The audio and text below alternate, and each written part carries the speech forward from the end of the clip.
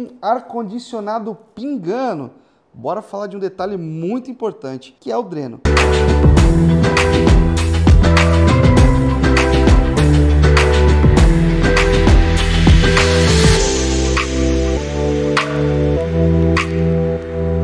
Para quem não me conhece, meu nome é Gabriel Pardo, sou professor de refrigeração e climatização.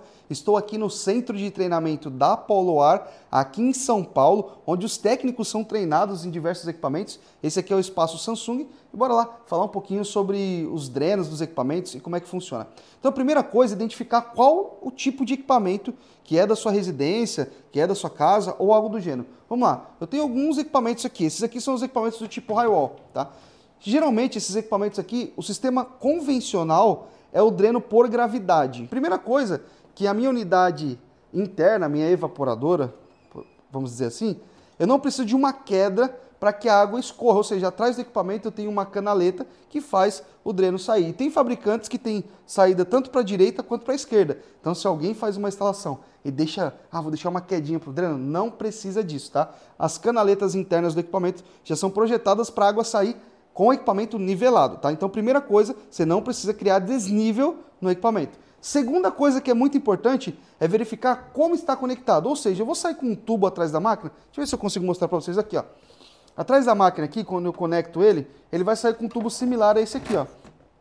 E como é por gravidade, esse dreno ele vai escorrer, essa água vai escorrer por esse dreno e vai sair. Pode ser numa mangueirinha flexível, pode ser às vezes a galera instala com mangueira de silicone, ou pode ser conectado em alguns casos até mesmo com PVC. Mas um ponto tem que ser levado em consideração. Como eu não tenho nenhuma pressão, não tenho uma bomba de drenagem empurrando essa água, é apenas a gravidade, qualquer tipo de obstrução que eu tiver nesse dreno aqui, eu posso ter problema. Então o primeiro ponto que causa obstrução num dreno similar a esse aqui é exatamente sujeira. Então se você não fizer uma boa preventiva nesse equipamento, ele pode entupir esse dreno e começar a jogar água para dentro do estabelecimento, do local onde esse equipamento está instalado, tá? Então o primeiro ponto muito importante é garantir a manutenção preventiva. Mas antes da preventiva, na instalação eu preciso tomar alguns cuidados. O primeiro deles é que quando eu colocar esse equipamento, eu não posso ter nenhum tipo de torção, nem nesse dreno aqui, tá? E nem na minha linha. Então, por exemplo, vamos supor que eu vou fazer essa instalação aqui e na hora de montar, coloquei, sei lá, o tubo do fluido refrigerante, tubo do gás, ele está encostado ali, pressionando esse cara. Ele pode sim gerar uma obstrução e gerar posteriormente um gotejamento, porque a água que é gerada aqui, ela vai escorrer e precisa sair para o lugar. Se ela não sair pelo dreno, ela vai procurar um outro caminho aqui e vai cair dentro da residência, dentro do comércio, ou dentro de onde o equipamento estiver instalado, beleza? Então, obstrução por sujeira.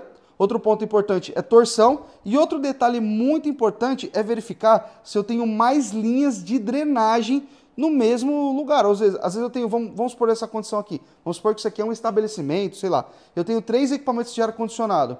Eu tenho uma certa quantidade de água que eu vou gerar nos 3 equipamentos. Se eu colocar uma mangueira muito fina, no diâmetro muito pequeno, eu posso ter uma obstrução nesse tubo por um excesso de água, ou seja, eu vou ter muita água naquele tubo, essa água não vai escoar do jeito correto e eu posso começar a encher um desses pontos e ter um transbordo. Então, sempre tenho que levar em consideração o diâmetro que eu vou utilizar no meu tubo. Alguns fabricantes recomendam alguns diâmetros de tubo de PVC, outros fabricantes não recomendam, mas é sempre importante verificar o manual. Por exemplo, aqui, ó, nesse equipamento aqui, o dreno sai e ele entra num tubinho de PVC. Chega bem pertinho ali.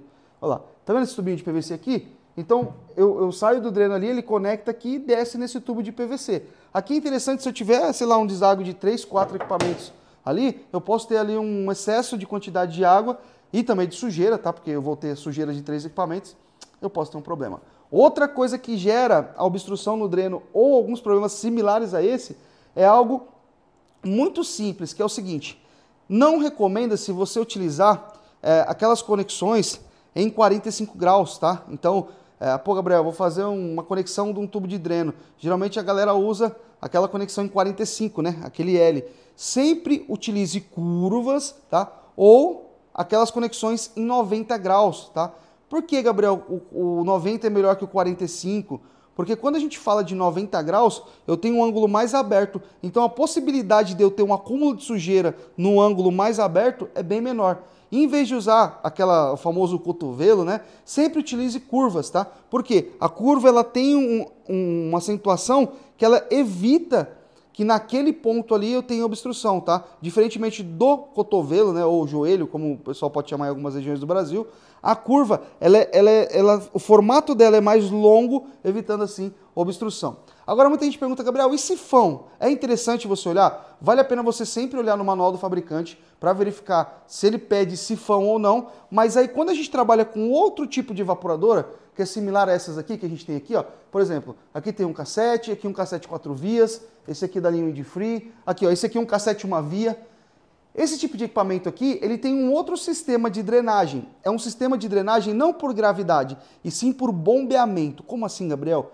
Os equipamentos que são embutidos geralmente no forro, eles têm uma bomba d'água internamente, que quando eu começo a encher ali a minha unidade, a minha bandeja, ele automaticamente liga e libera a água para sair no dreno. Deixa eu ver se tem algum... aqui, ó, aqui eu acho que vai ficar mais fácil para ver. Dá uma olhada aqui, Breno, ó.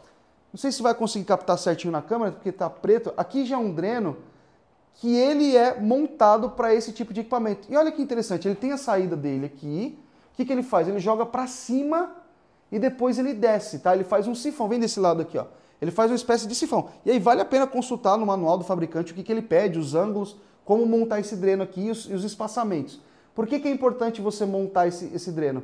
Porque quando você eleva ele e depois desce, não existe possibilidade dessa água que está aqui voltar para o equipamento. Então, a partir do momento que eu bombeei aqui, ó, fiz o bombeamento, a água passou daquele item, daquele ponto ali, daquele sifão, automaticamente ela não retorna para a unidade e evita qualquer tipo de gotejamento aqui. Então, as recomendações para esse tipo de equipamento são as mesmas.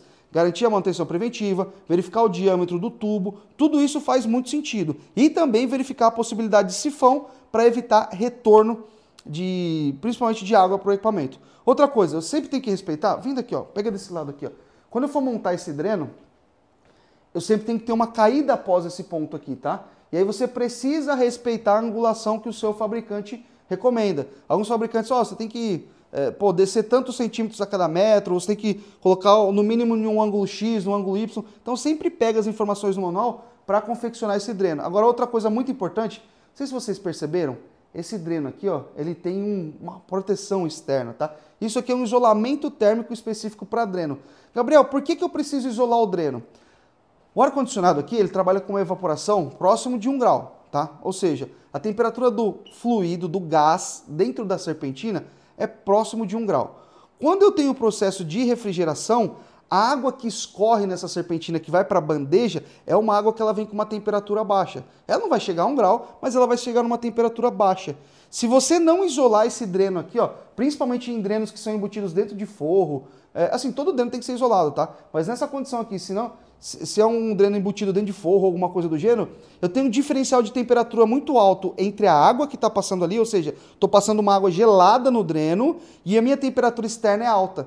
Quando eu tenho uma temperatura baixa no tubo e uma temperatura alta externa, existe um processo que chama condensação, ou seja, eu vou condensar por fora do tubo e vai começar a gotejar em toda a minha linha. Imagina uma linha que você monta às vezes de 5, 10 metros. Se você não isolar esse dreno para equipamentos similares a esse aqui, ele vai gotejar e pode estragar forro, pode começar a pingar em alguma coisa dentro do estabelecimento, ou, dependendo da condição, começar a gotejar água em algum ponto ali pode causar um acidente, alguém escorregar na água, ou pingar em algum eletroeletrônico, e aí você ter problemas com isso. Pode cair às vezes no móvel, pode estragar o forro. Então tudo isso é muito importante para quando você for fazer a manutenção, a instalação de equipamentos que já vão embutidos no forro, você não ter problema, tá? Então sempre faça o isolamento muito certinho, faz ali um isolamento com um acabamento legal, para evitar que você tenha qualquer tipo de gotejamento e problemas no equipamento.